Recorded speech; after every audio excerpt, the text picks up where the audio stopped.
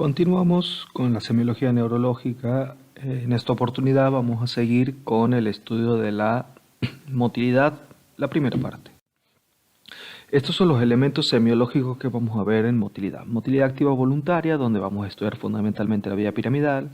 Motilidad pasiva, tono o motilidad estática, que tiene que ver con la vía extrapiramidal y el cerebelo. El trofismo, el arco reflejo, motilidad automática y asociada, vía extrapiramidal, y la motilidad coordinada o taxia. Empecemos con motilidad activa, voluntaria y fuerza muscular.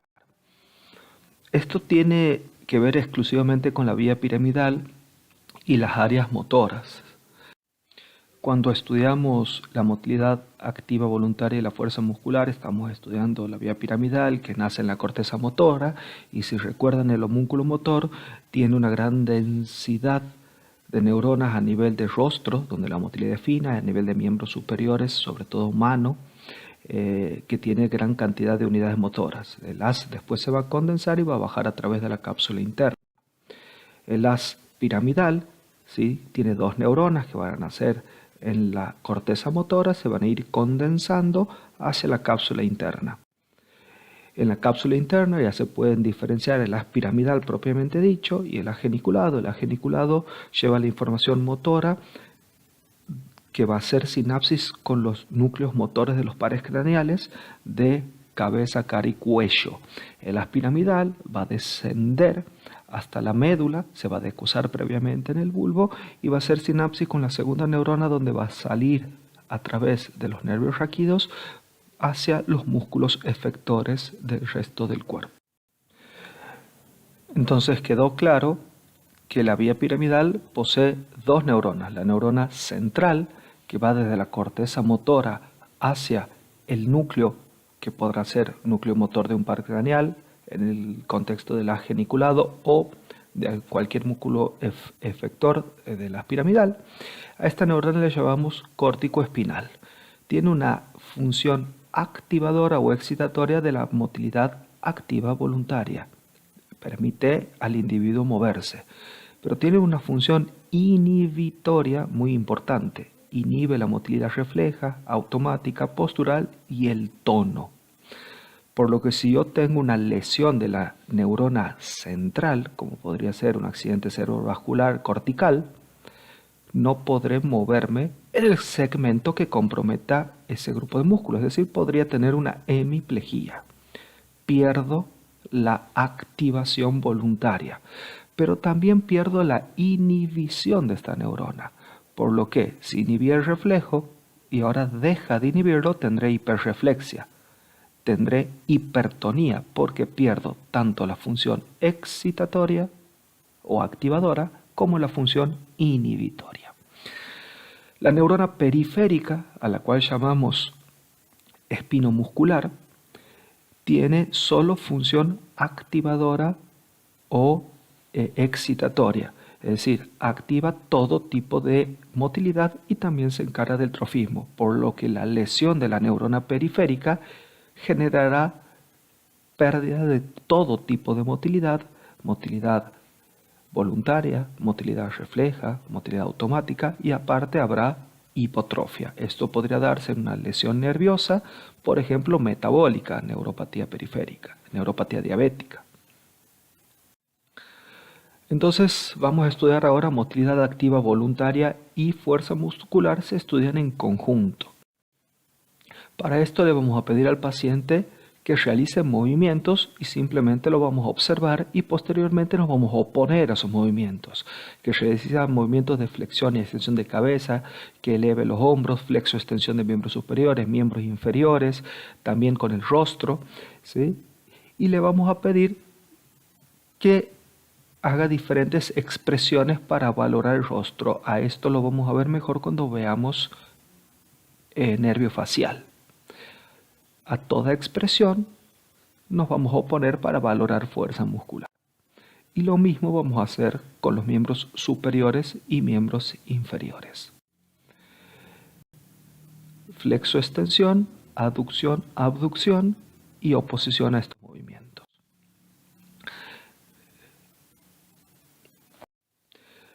Si detectamos alguna alteración de la fuerza muscular, hay que objetivarlo y una de estas formas es poner un score. Por ejemplo, el score de Kendall. 0, directamente no hay contracción muscular, ¿sí? El 1 hay contracción muscular débil pero no produce movimiento. El 2 se detecta contracción muscular que puede mover un miembro pero no lo eleva, es decir, no vence la gravedad. En el 3 hay un movimiento que vence con dificultad la fuerza de gravedad. En el 4 hay movimiento activo que vence la gravedad y algo se opone a la resistencia del explorador, y el 5 es motilidad normal. Entonces uno con este score tan simple puede objetivar los hallazgos. Cuando la fuerza muscular es totalmente normal, no caben dudas. Cuando la fuerza muscular está severamente alterada, hay una parálisis, no caben dudas. Pero si hay una paresia leve y el explorador tiene dudas sobre la existencia de esta paresia, puede utilizar las maniobras de Mingazzini y de Barré para miembros superiores o miembros inferiores según corresponda. La maniobra de Mingazzini para miembros superiores, simplemente paciente sentado se le pide que extienda los miembros superiores con los ojos cerrados y se puede ver del miembro parético que tiende a descender. Lo mismo puede hacerse para miembros inferiores, ¿sí? Siendo esta maniobra un poco más dificultosa para los pacientes. Las maniobras de Barré se hacen boca abajo, son un poco más dificultosas, han caído un poco en desuso.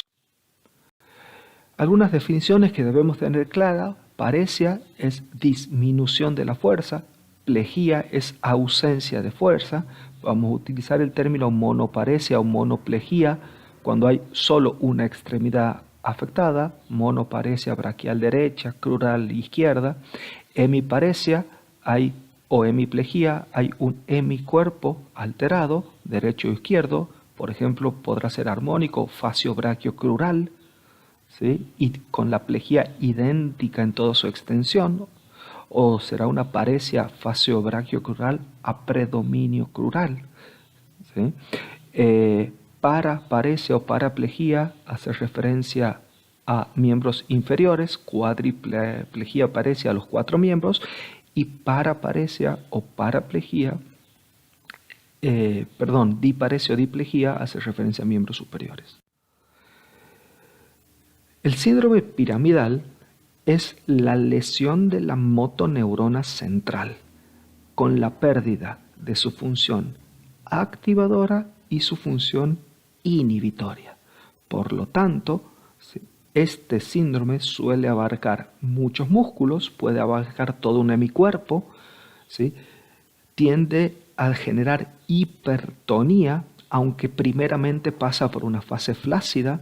No hay atrofia, puede haber algo de hipotrofia por falta de uso, pero no hay atrofia. Los reflejos osteotendinosos están aumentados, hay hiperreflexia, los cutáneos abdominales suelen estar disminuidos, aparece un reflejo cutáneo plantar alterado que se llama signo de Babinski, puede haber movimientos asociados como sincinesias. El clonus es la máxima expresión de liberación piramidal y todo en su conjunto puede generar la marcha de Todd o marcha en guadaña. Entonces, características semiológicas importantes de síndrome piramidal: hay parálisis o paresia, hipertonía, hiperreflexia, clonus, Babinski, y puede haber sincinesias. Entonces vamos a describir algunos de estos signos. El reflejo cutáneo plantar se obtiene deslizando un objeto romo desde el talón hacia el hallux en forma de semicírculo y se obtiene normalmente flexión de los dedos. Esto es lo normal. Reflejo cutáneo plantar normal. Cuando hay una lesión piramidal, puede observarse el signo de Babinski, donde hay abducción del pulgar y o apertura en abanico del resto de los dedos. Es decir, es una respuesta alterada del reflejo cutáneo plantar. Hay otras formas de obtener signo de Babinski a los cuales llamamos sucedáneos de Babinski. Se puede obtener el mismo reflejo, abducción del pulgar y apertura en abanico de los dedos, es decir, expresión de síndrome piramidal, al desplazar, ¿sí?, la mano, los dedos del explorador sobre la cara anterior de la tibia con rapidez. También se puede obtener al comprimir el tendón aquiliano o al comprimir los músculos gemelos. Estos se llaman sucedáneos de Babinski. Oppenheim, Schaffer y Gordon. Y se obtiene el mismo signo. El clonus es la máxima expresión de liberación piramidal. Cuando hablamos de liberación piramidal, se hace referencia a la pérdida de la función inhibitoria de la neurona central. La neurona central inhibía los reflejos y el tono, por lo que al perder esta inhibición hay hiperreflexia e hipertonía muscular. Los reflejos, si uno recuerda, tienen la característica de que se agotan. El clonus, al generar una tracción tendinosa brusca, genera una contracción sostenida que es inagotable y permanece mientras permanezca el estímulo. Por eso decimos que esta es expresa la falta de inhibición piramidal. Se debe fundamentalmente a la pérdida de la acción inhibitoria de la neurona central, como dijimos, y se puede observar en mano, en pie y en rótula, siendo el más frecuente el clonus de pie. Todos se toman de la misma forma. Se toma el miembro, ¿sí?, y se hace una fuerte tracción tendinosa en forma sostenida, ya sea de pie, de mano o de rótula. En el caso de pie se hace una flexión dorsal, en el caso de mano se hace una flexión dorsal, en el caso de rótula se hace una tracción distal. Aquí tienen, por ejemplo, un clonus de rótula. Mientras se mantenga la presión, la contracción del cuádriceps va a seguir. Y aquí tienen, por ejemplo, un clonus de pie.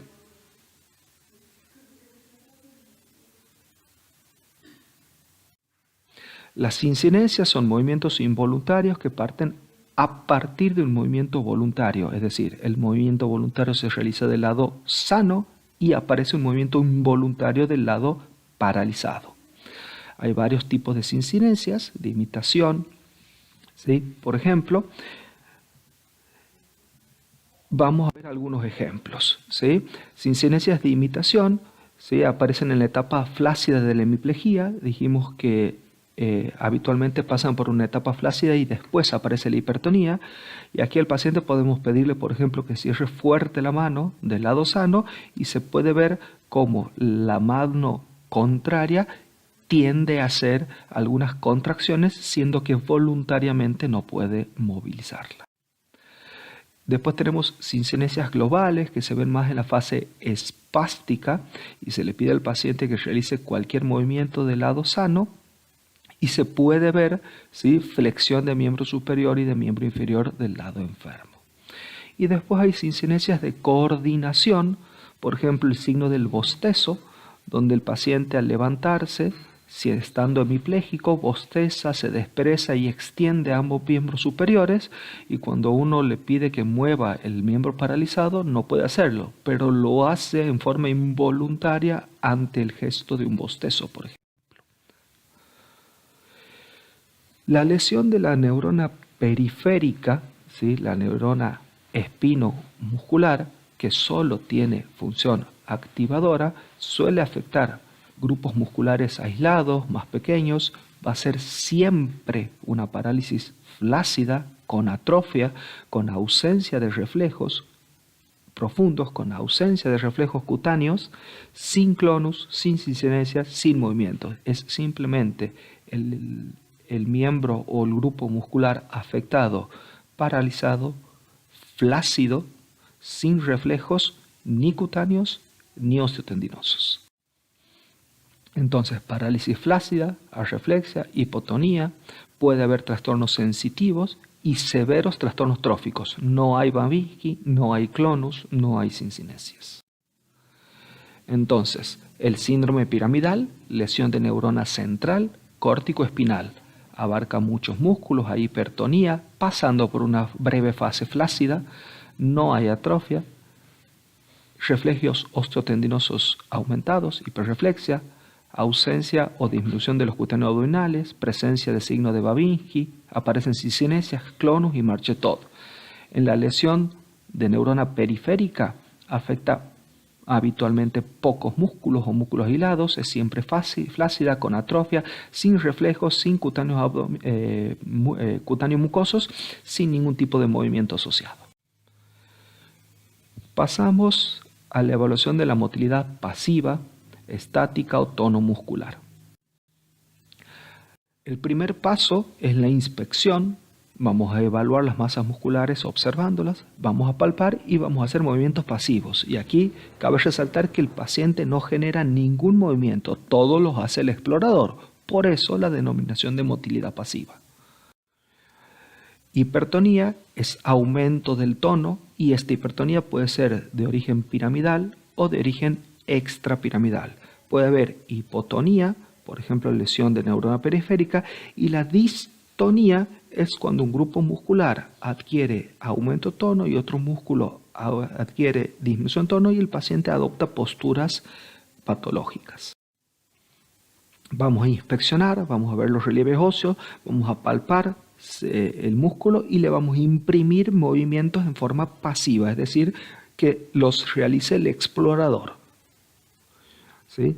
Inspeccionamos, palpamos y movemos y determinamos si hay marcada o disminuida la resistencia a los movimientos.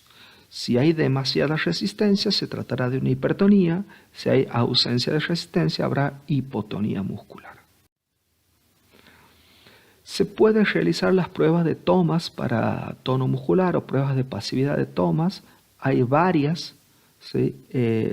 No son de realizarse frecuentemente, pero por ejemplo se puede tomar al paciente desde la cintura, imprimir movimientos de rotación y ver cómo los miembros superiores se desplazan con estos movimientos de rotación y el miembro que excursiona más seguramente posee menos tono.